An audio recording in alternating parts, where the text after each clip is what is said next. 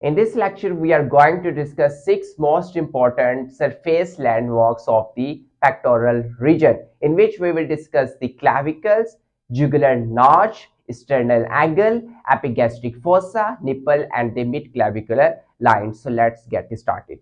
First of all, we will discuss the clavicle. Okay. First important surface landmarks will be the clavicle, also known as the collarbone. So basically in our body, you will see two clavicle, or you can say collarbone, right and the left. Basically, it is present subcutaneously and it is easily palpable. So that is the important features of the clavicles, and you can easily feel the clavicle. So it has two aspects, medial aspects and the lateral aspects. In the medial aspects of the clavicle, you will see the formation of the joint with the sternum.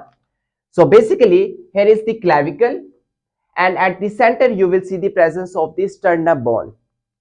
So basically, clavicle form the joint with the sternum, and that joint is actually called the sternoclavicular joint. That is the important joint formed by the clavicle with the sternum. And second joint, that is, here is the second joint.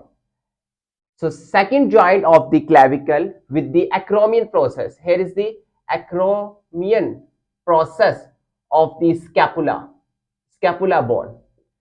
So clavicle form the joint with the acromion process, and that joint is actually called the acromioclavicular joint.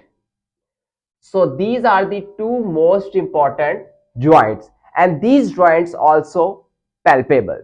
But important thing, in some cases, sternoclavicular joint can be masked by the sternocleidomastoid muscles.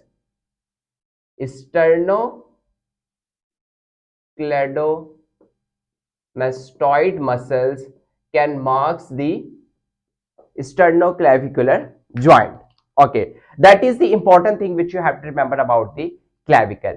Next thing which we are going to discuss is the jugular notch. Okay, second thing is the jugular notch, also known as the interclavicular notch.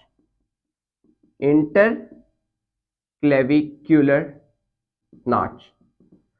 So at the top of the sternum, you will see the presence of the jugular notch, also known as the interclavicular, because it is present between the clavicles.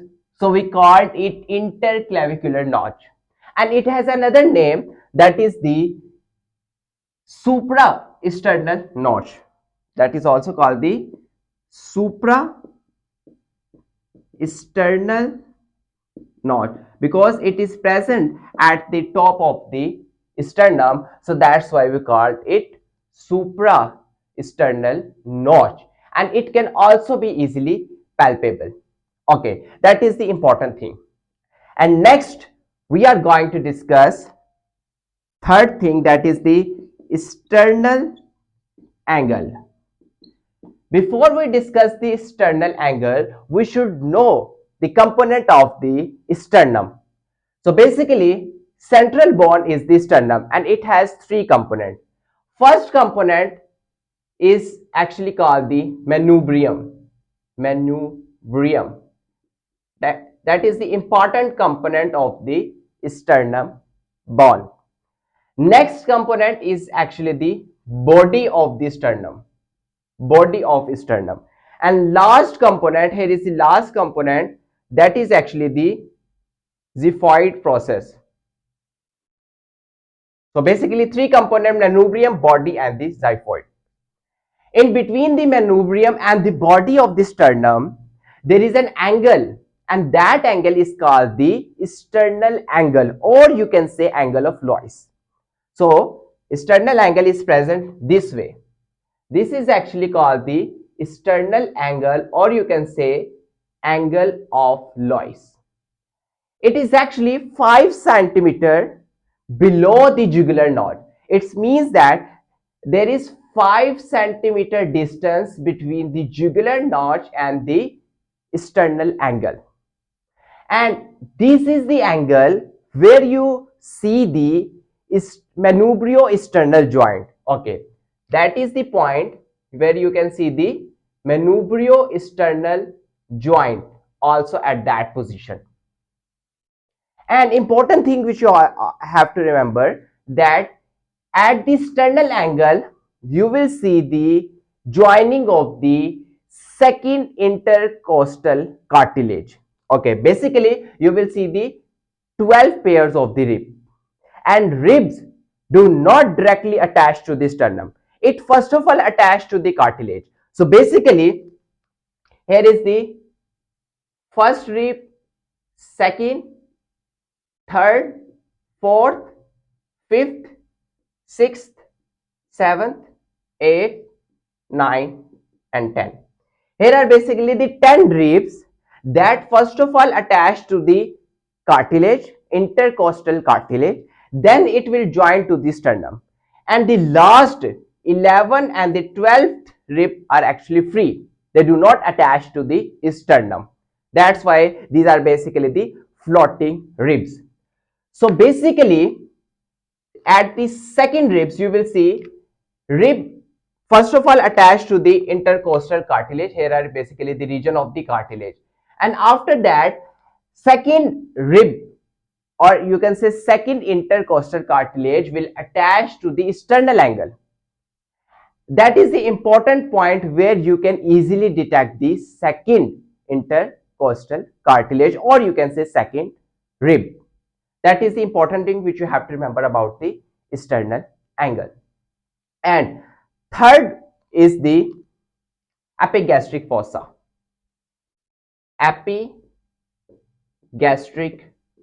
fossa, or you can say pit of the stomach. So if you see here, this one, here is basically the costal margin. These are basically the costal cartilage, and in the green color you will see the ribs. So basically there is an angle formation at the costal margin, and this angle formation is actually called the infrasternal angle. It is actually below the sternum, so that's why we call it infrasternal angle. And in this region you will also see the presence of the xiphoid process. Okay, that process or that depression is actually called the epigastric fossa, that actually overlies the xiphoid process and lines by the costal cartilage. And next you will see the nipple. So there are lot of variations in the position of the nipple, but in average in male and immature female, the nipple is actually present in the fourth intercostal space. So basically in between the intercostal cartilage there is a space. In the first and the second costal cartilage you will see the first space. Here is the second, third, and here is the fourth. So basically in the fourth intercostal space that actually lie between the fourth and the fifth rib, in that situation you will see the nipple is present at that side. Here is the location of the nipple, this way. Here is the nipple. So basically nipple is present in the fourth intercostal space, and it is actually present in the mid of the clavicle. So basically here is the clavicle, at the center here is the mid-clavicular line, this way and at both sides. So basically this is the mid clavicular line. So position of the nipple is in the fourth intercostal space and in the mid clavicular line. And if we locate it with the help of the sternum, so if there is a line that actually cut the sternum, that is the mid of the sternum. From the mid of the sternum there is a distance of 10 centimeter. 10 centimeter.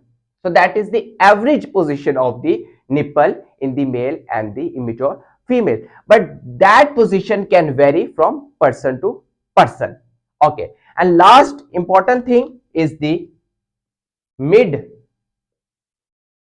clavicular line. So mid clavicular line is very much important. So in the mid clavicular line you will see the line that actually cut the clavicle into two equal parts. That is actually the mid clavicular line. Here are basically the two mid clavicular lines. And important thing, this line is specifically passed through the tip of the ninth intercostal cartilage. This way, tip of the ninth intercostal cartilage. So that is the important thing or important surface landmarks of the pectoral region. If you still have any question, you may ask in the comment section. Thank you so much.